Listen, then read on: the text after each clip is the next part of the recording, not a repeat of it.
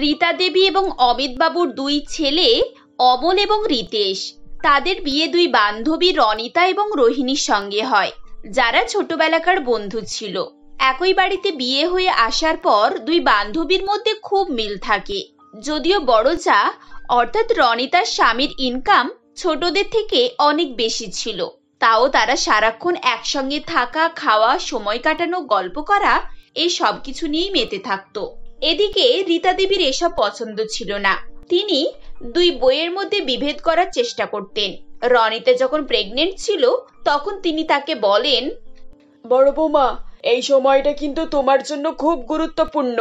ভালো করে নিজের যত্ন নাও। আর শোনো, একদম বাইরের খাবার খাবে না। আর হ্যাঁ, ভুল করে পাকা পেঁপে খাবে না, ওটা প্রেগনেন্ট মহিলাদের জন্য খুব ক্ষতিকর। তাই নাকি মা? আমি তো এটা জানতাম না। আচ্ছা ঠিক আছে, এবার থেকে মাথায় রাখবো। এদিকে তিনি পরের দিন বাজারে যান এবং একটি পাকা পেঁপে কিনে আনেন। পেঁপে কাটা হয়ে গেলে তিনি রোহিণীকে ডেকে রনিতার কাছে পাকা পেঁপে দিয়ে পাঠান। ছোট বৌমা, কোথায় যাচ্ছ? এদিকে শোনো, বলছি আমি বাজার থেকে পাকা পেঁপেটা কিনে এনেছি, তুমি খাও। আর এই প্লেটটা বড় বৌমার জন্য নিয়ে যাও। ওকে জোর করে খাইও কিন্তু। মেয়েটা এমনিতেই প্রেগনেন্ট, কোনো কিছু খেতে পারছে না, তার উপর এই পুষ্টিকর ফলমূল না খেলে আরো শরীর খারাপ করবে। ঠিক আছে মা, আমি তোকে সবসময় খেতে বলছি, কিন্তু ও তো আমার কোনো কথাই শোনে না। এবার থেকে ওকে জোর করে খাওয়াবো। হ্যাঁ তাই করো। এই নাও, এটা নিয়ে যাও। রোহিণী পেঁপে নিয়ে গিয়ে রনিতাকে খাওয়ার জন্য বলে। রনিতা যখন খেতে চায় না তখন সে জোর করে তাকে সেটি খাওয়াতে চায়, যার ফলে রনিতা চিৎকার করে ওঠে এবং বলে, রোহিণী, তুই বুঝতে পারছিস না আমি তোকে তখন থেকে বারণ করছি? আচ্ছা, তুই বারবার আমাকে এটা খাওয়ানোর জন্য জোর করছিস কেন বলতো? তুই তো এমনিতেও কখনো আমাকে কোনো জিনিসের জন্য ফোর্স করিস না। সত্যি কথা বলতো, তোর মতলবটা কি? মতলব? মতলব আবার কি? তুই এখন প্রেগনেন্ট, তাই তোকে এসব পুষ্টিকর জিনিস খাওয়াচ্ছি। খবরদার বলছি, আমার কাছ থেকে এক্ষুনি সরিয়ে নিয়ে যা। মা, মা, আপনি কোথায়? একটু তাড়াতাড়ি আসুন তো। রনিতার ডাক শুনে রীতা দেবী ছুটে যান এবং দুই বৌমাকে দেখে বলেন, আরে কি হয়েছেটা কি? এখানে তো গন্ডগোল কিসের? এই যে বড় বৌমা, তুমি পেঁপে খাচ্ছ নাকি? না মা, আমি তো খেতে চাইছি না। রোহিণী তখন থেকে আমাকে পেঁপে খাওয়ার জন্য জোর করছে।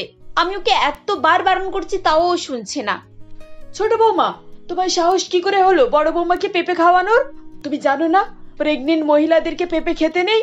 তুমি কি জেনে শুনে বড় বৌমার এত বড় ক্ষতি করতে যাচ্ছিলে?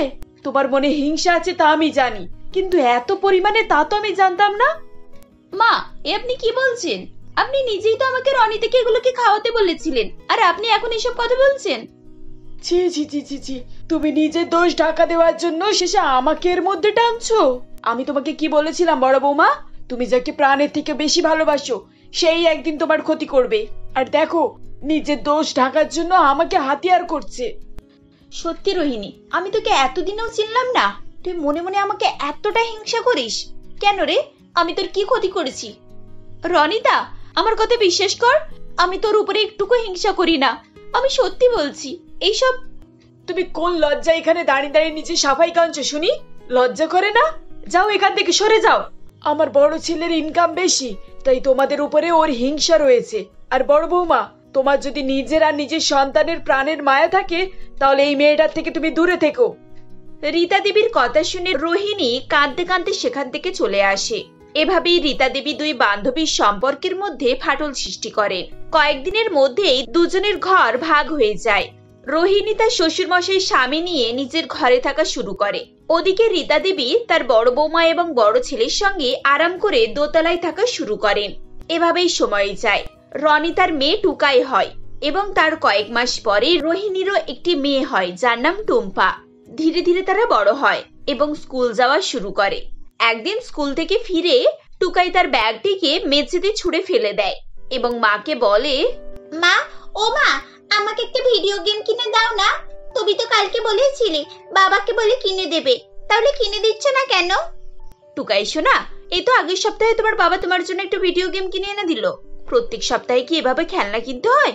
তুমি তো এই মাত্র স্কুল থেকে ফিরেছো। যাও, এখন তাড়াতাড়ি হাত মুখ ধুয়ে নাও, আমি কিছু খেতে দিচ্ছি। মুখ হাত একেবারে শুকিয়ে গেছে। আমি এখন কিচ্ছু খাবো না মা, আমার খেতে একটুকু ভালো লাগছে না। তুমি আমার জন্য ভিডিও গেম কিনে দাও ব্যাস। আগের ভিডিও গেমটা ভালো না, একটা ভালো দেখে দামি আমাকে ভিডিও গেম কিনে দাও। আচ্ছা বাবা, ঠিক আছে, তোমার বাবা আসুক, বাবা এলে আমি বাবাকে বলে দেব।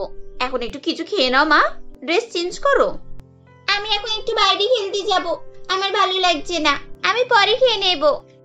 এই বলে টুকাই দৌড়ে ঘর থেকে বেরিয়ে যায়। ওদিকে টুম্পা স্কুল থেকে ফিরে আসে। এরপর সে নিজের ব্যাগ গুছিয়ে রাখে এবং জামা কাপড় বের করে স্নান করে নেয়। এরপর সে সুন্দর করে তৈরি হয়ে খেতে বসে আর বলে, মা জানো, আজকে আমি সায়েন্সের সবথেকে ভালো উত্তর দিতে পেরেছি। ম্যাম আমাকে গুড দিয়েছে আর দুটো চকলেটও দিয়েছে, আর বলেছে এইবার সায়েন্স এক্সিবিশনে আমাকে নিয়ে যাবে। বাহ, এটা তো খুবই ভালো কথা শোনা। আমার মেয়ে তো এবার সিনিয়র দাদা দিদিদের সঙ্গে এক্সিবিশনে যাবে শুনছি। তোমার বাবাকে বললে বাবাও খুব খুশি হয়ে যাবে। মা, বাবা বিদেশে গেছে কেন? বাবা কবে ফিরবে মা? এখানে তো কাজকর্ম সেরকম ভালো ছিল না, আমাদের বাড়িটাকে মেরামত করতে হবে, দাদুর চোখের অপারেশন করতে হবে, সবকিছুর জন্য তো টাকা পয়সার দরকার, তাই বাবা বিদেশে গেছে, আর কয়েক মাসের মধ্যেই বাড়ি ফিরে আসবে। আচ্ছা মা, দাদু বিকেলে হাঁটতে যাবে না? দাদু কিন্তু পরশুদিন বেশি হাঁটেনি, আজকেও যদি না হাঁটে আমি কিন্তু বাবাকে বলে দেব, বাবা দাদুকে বকে দেবে। আচ্ছা ঠিক আছে, তুমি একটু দাদুর দিকে লক্ষ্য রাখবে, দাদুকে জোর করে হাঁটতে নিয়ে যাবে, না হলে দাদুর তো ব্লাড সুগারটা কমবে না। না ঠিক আছে মা, কিন্তু মা আজকে আমি মাঠে যাব না, কারণ আর 3 দিন পর আমাদের পরীক্ষা, আমাকে এখন পড়তে হবে। ঠিক আছে, তুমি পড়তে বসো, আমি তোমার দাদুকে বলে দিচ্ছি, উনি ভালো করে হেঁটে আসবেন। এদিকে খেলাধুলা করার পর টুকাই বিকেলে বাড়ি ফিরে আসে। মা, তুমি কেন আমাকে নতুন জুতো কিনে দাওনি গো? এই জুতোটা পরে আমি একটু ভালো করে ছুটতে পারি না, আর তার জন্য মিনা আজকে ফার্স্ট হয়ে গেল। তোমাকে কতবার বলেছি আমাকে একটা ভালো জুতো কিনে দাও। কিন্তু মা, এই তো 10 দিন আগে তোমার একটা নতুন জুতো কেনা হলো। হ্যাঁ, ঠাকুমা জুতোটা কিনেছে, একেবারে পচা। ঠাকুমা এলে আমি তার কান ধরে ছিঁড়ে দেব আর হাতটা মুড়ে দেব। শুধু শুধু ঠাকুমার উপরে রাগ করে কিছু হবে? আচ্ছা ঠিক আছে, আমি তোমার বাবাকে বলে দেব, তোমার জন্য একটা ভালো দামি জুতো কিনে আনবে। এবার হ্যাপি তো? চলো এবার তুমি রুটিটা খেয়ে নাও তো। না, আমার রুটি খেতে একটুকু ভালো লাগে না, আমি এখন ঘুমাবো। রনিতা টুকাইকে বারবার খাওয়ার জন্য বলে, কিন্তু সে স্কুল ড্রেস পরে ঘুমিয়ে পড়ে। কিছুক্ষণ পর অমল অফিস থেকে ফিরে আসে এবং টুকাইকে এভাবে ঘুমিয়ে থাকতে দেখে বলে, এটা কি, টুকাই এখন ঘুমাচ্ছে কেন? ও স্কুল ড্রেস খোলেনি কেন? আরে বাবা, মেয়েটা ক্লান্ত তাই ঘুমিয়ে পড়েছে। তুমি অফিস থেকে এসে আমার মেয়ের পেছনে পড়েছো? ওকে একটু শান্তিতে ঘুমাতে দাও তো, একটু পর উঠে যা করার করবে। একটু পরে উঠবে কেন? ওর তো এক্ষুনি টিউশন পড়তে যাওয়ার কথা, তুলে এক্ষুনি টিউশনে পাঠাও, দেন নাকি আর কদিন পরেই পরীক্ষা আছে। কেন শুধু শুধু ঘুমন্ত মেয়েটাকে তুলছো বলো তো? অমল রনিতার কথা শোনে না এবং সে নিজেই টুকাইকে তুলে বলে, এই তুই এখনো শুয়ে আছিস কেন? আরে এ কি, স্কুল ড্রেস পরে শুয়ে আছিস যে? কটা বাজে এখন? বাবা আমাকে একটু ঘুমাতে দাও, চলে যাও তুমি এখান থেকে, শুধু শুধু বিরক্ত করতে এসেছে। দেখলে তো মেয়েটা কিভাবে কথার উত্তর দেয়? এ সব কিছু হয়েছে তোমার জন্য। হয়েছে তো, তুমি এখন যাও তো, শান্তিতে ঘুমাতে দাও তো আমার মেয়েটাকে। ইয়েস, আমাকে একটু ঘুমাতে দাও, গেট আউট। টুকাই এভাবে বললে অমলের মাথা গরম হয়ে যায় এবং সে টুকাইকে একটি চড় বসিয়ে দেয়। টুকাই কাঁদতে থাকে এবং অমল ঘর থেকে বেরিয়ে যায়। রনিতা টুকাইকে শান্ত করে এবং বলে, ছিমা, ওভাবে কাঁদতে নেই, আমি বাবাকে অনেক বকে দেব। আচ্ছা তোমার পরীক্ষার সামনে না, তাহলে তুমি পড়তে যাচ্ছ না কেন? আমার ভালো লাগে না, ওই টিকু মাস্টারটাকে দেখলেই না আমার রাগ ধরে, খালি আমাকে বকে, আমি ওর কাছে পড়বো না, তুমি আমার জন্য অন্য টিচার খোঁজো। আচ্ছা ঠিক আছে, আমি অন্য টিচার দেখবো, আগে খেয়ে নাও। এইভাবে দুই বাড়িতে দুটি মেয়ে মানুষ হতে থাকে, যেখানে রনিতার মেয়ে মা এবং ঠাকুমার আদর পেয়ে দিনের পর দিন বিগড়ে যাচ্ছিল। অন্যদিকে রোহিণীর মেয়ে তার সংস্কার পেয়ে এবং দাদুর শিক্ষা পেয়ে চমৎকার ভাবে মানুষ হচ্ছিল। পরীক্ষা শুরু হয়ে যায় এবং টুম্পা পরীক্ষা দেবার আগে ওপরে গিয়ে তার জেঠিমা এবং ঠাকুমার পায়ে হাত দিয়ে প্রণাম করে নিচে নেমে আসে। অন্যদিকে টুকাই তার মায়ের মানিব্যাগ থেকে 500 টাকা চুরি করে এবং ঝগড়া করে বেরিয়ে আসে। রনিতা বুঝতে পারে যে মেয়েটা দিনকে দিন বিগড়ে যাচ্ছে, তার মন খারাপ হয়ে যায়, কিন্তু অনেক দেরি হয়ে গিয়েছিল। সে যতই মেয়েকে শোধরাতে যায়, মেয়ে ততই বিগড়ে যায়। এমন সময় আসে যে টুকাই সারাক্ষণ তার মাকে উল্টোপাল্টা বলতো, মায়ের কোনো কথাই শোনে না। পরীক্ষা হয়ে যাবার কয়েকদিন পর স্কুলের রেজাল্ট বেরোয়। টুম্পা রেজাল্ট নিয়ে বাড়ি ফেরে। তার মা দরজার সামনে দাঁড়িয়ে তাকে বলে, কিরে, কিরকম রেজাল্ট হলো? কি হলো, চুপ করে আছিস যে? তাড়াতাড়ি বল। আরে মা, তুমি এত চিন্তা করছো কেন? আমার রেজাল্ট খুব ভালো হয়েছে, আমি ক্লাসে ফার্স্ট হয়েছি। টুম্পার কথা শুনে রোহিণী এবং তার শ্বশুর মশাই খুব খুশি হয়ে যায়। রোহিণী টুম্পাকে আদর করে বলে, তুই আজকে সত্যি সত্যি আমাকে অনেক আনন্দ দিয়েছিস মা। আজকে আমি তোর জন্য মাংস রান্না করব, অনেকদিন ধরে খেতে ইচ্ছা করছে, তাই না? মাংসের কথা শুনে টুম্পার আনন্দের সীমা থাকে না। থ্যাংক ইউ মা, থ্যাংক ইউ সো মাচ মা। সত্যি সত্যি অনেকদিন ধরে মাংস খেতে ইচ্ছে হচ্ছিল, কিন্তু বলতে কেমন লাগছিল। Thank you so much. তাদের আনন্দের কথা শুনতে পেয়ে রীতা দেবী বৌমাকে নিয়ে নিচে নেমে আসেন। কি ব্যাপার, খুব মাংস রান্না হবে শুনছি, তা কি এমন খুশির খবর শুনি? অনেক বড় খুশির খবর, তুমি হয়তো শুনে সহ্য করতে নাও পারো। টুম্পা ক্লাসে ফার্স্ট হয়েছে। ও, এই কথা? এতে আর এমন কি আছে, টুকাইও কোনো না কোনো র্যাঙ্ক করবে, ও তো পড়াশোনায় খুবই ভালো। এই তো টুকাই এসে গেছে। দাদুভাই, তোমার রেজাল্ট কেমন হয়েছে? টুকাই অমিত বাবুর কথাই উত্তর দেয় না। এটা দেখে রনি তার খুব খারাপ লাগে এবং সে টুকাইকে বকে। এরপর সে টুকাইয়ের কাছ থেকে মার্কশিট নিয়ে দেখতে শুরু করে এবং দেখে যে টুকাই ক্লাসে ফেল করেছে। সঙ্গে সঙ্গে সে টুকাইকে এক চড় মারে এবং বকা শুরু করে। আরে আরে বৌমা, কি করছো? তুমি ওকে এত বকছো কেন?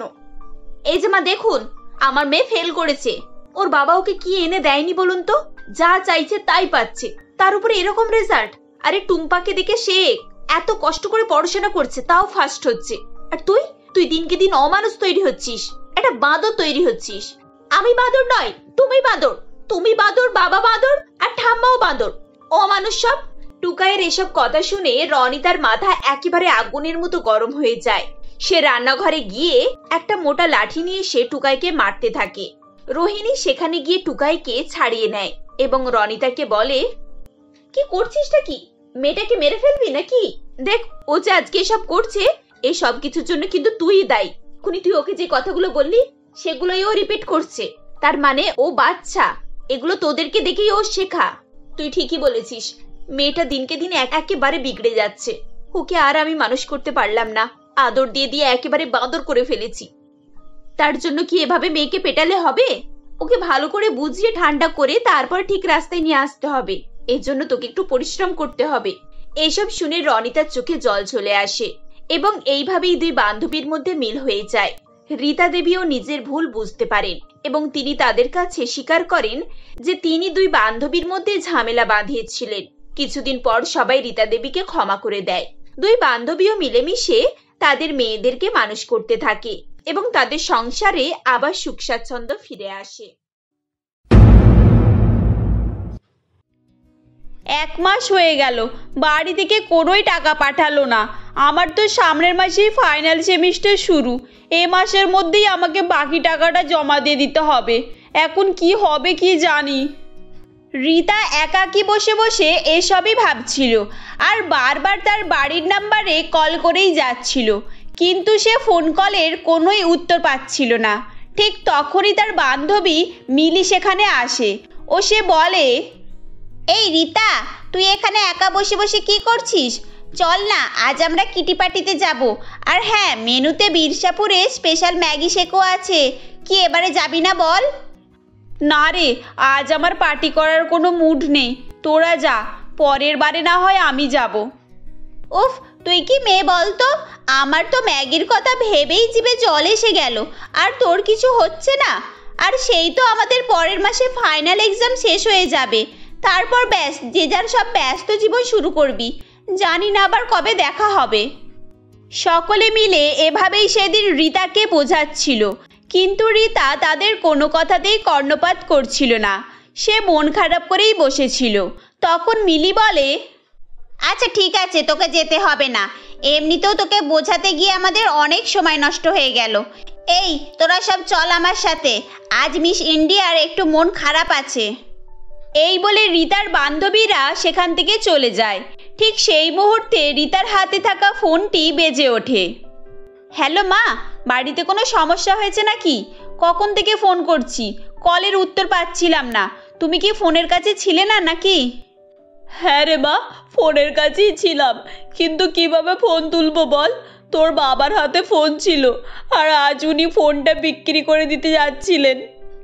এই বলে কাঁদতে কাঁদতে চৈতালি দেবী তার মেয়ে রীতাকে সমস্ত ঘটনা বলতে থাকে।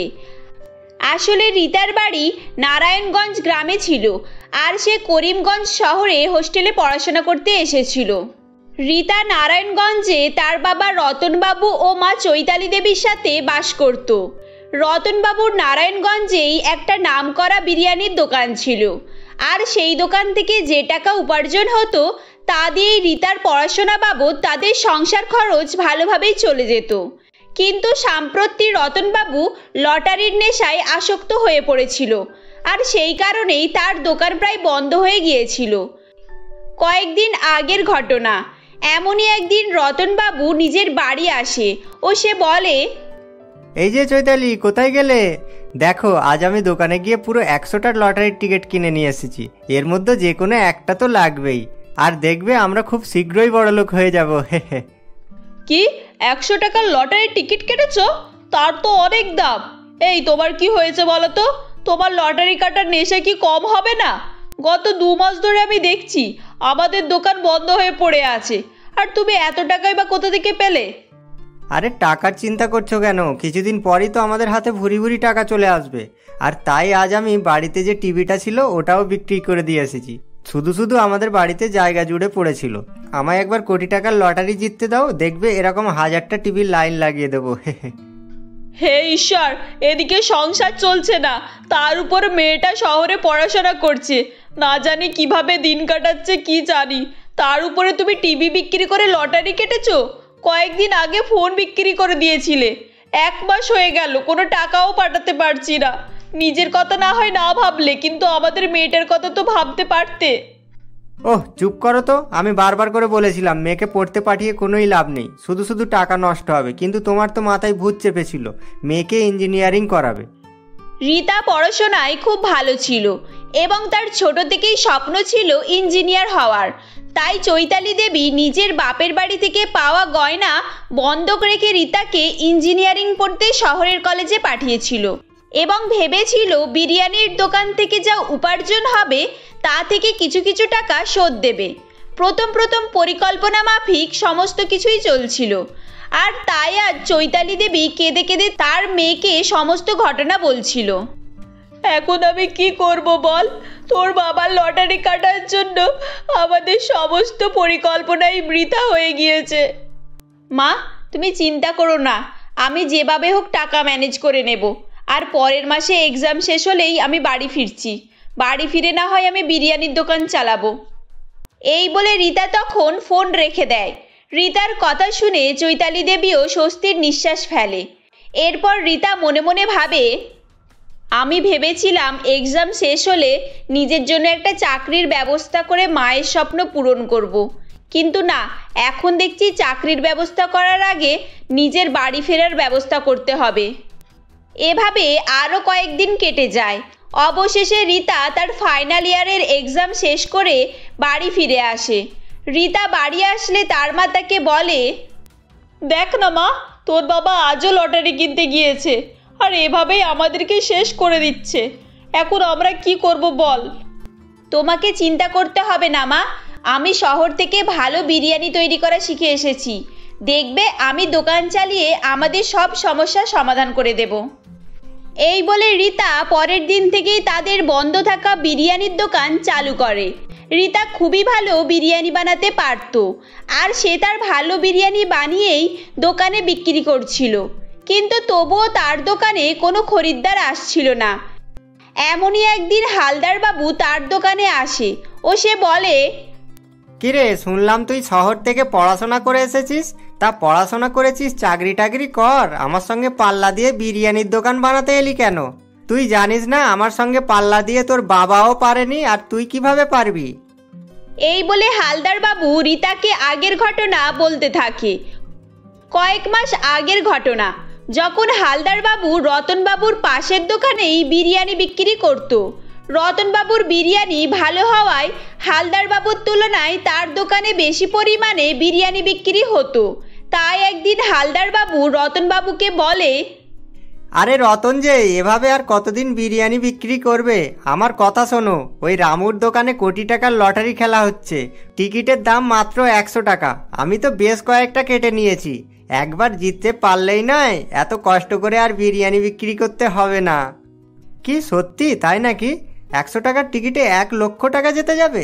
এই তুমি সত্যি করে বলো না, জিতলে ওরা টাকাটা দেবে তো? আরে দেবে না মানে, এই তো সেদিন পঞ্চু 1 লক্ষ টাকা জিতলো। আর তুমি তো জানোই এখন পঞ্চুর কিরকম অবস্থা। আমি তো ভেবেই নিয়েছি একবার না হয় 100 বার কাটবো, কিন্তু প্রথম প্রাইজ আমি নেবই। এভাবেই সেদিন হালদার বাবু হাসতে হাসতে রীতাকে সমস্ত ঘটনা বলছিল।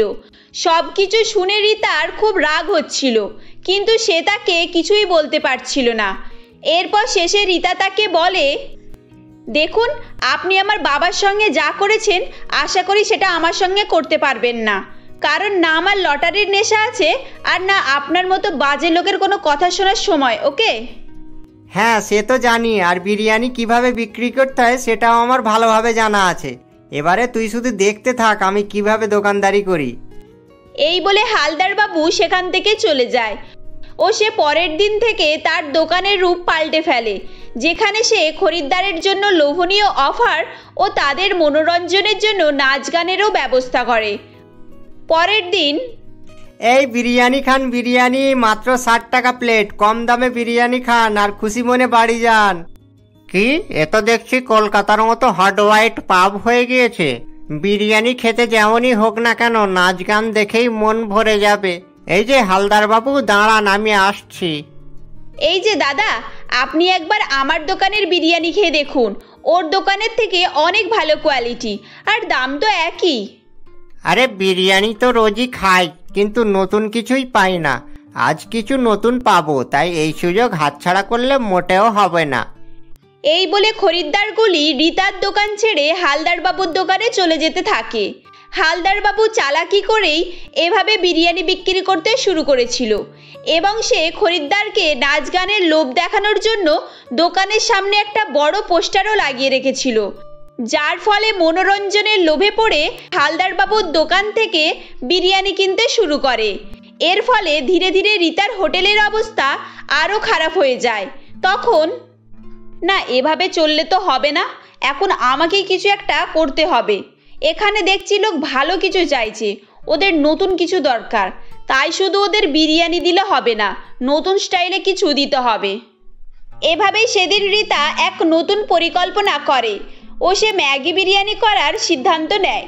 রীতার নতুন আইটেম ম্যাগি বিরিয়ানি পেয়ে সকলেই খুব খুশি হয়ে যায় এবং তার দোকানে ভিড় করতে শুরু করে। এভাবেই রীতার অভিনব খাবার ম্যাগি বিরিয়ানির নাম চারিদিকে ছড়িয়ে পড়ে, এমনকি এখন শহর থেকেও লোকজন তার ম্যাগি বিরিয়ানি খেতে আসতো। এরপর ভিড় বেড়ে যাওয়ায় রীতা একা দোকান সামলাতে পারতো না। এটা দেখে রতনবাবু আবারও দোকানের কাজ শুরু করে এবং এভাবে করলে তাদের আর্থিক অবস্থা আবারও আগের মতোই হয়ে যায়। এরপর থেকে তারা হাসি খুশিতে বসবাস করতে থাকে। তো বন্ধুরা, আজকের আমাদের গল্প তোমাদের কেমন লাগলো কমেন্ট করে জানাবে। গল্পটি ভালো লাগলে লাইক করো ও তোমরা যদি আমাদের চ্যানেলে নতুন হও তাহলে অবশ্যই চ্যানেলটি সাবস্ক্রাইব করে আমাদের পাশে থেকো। ধন্যবাদ।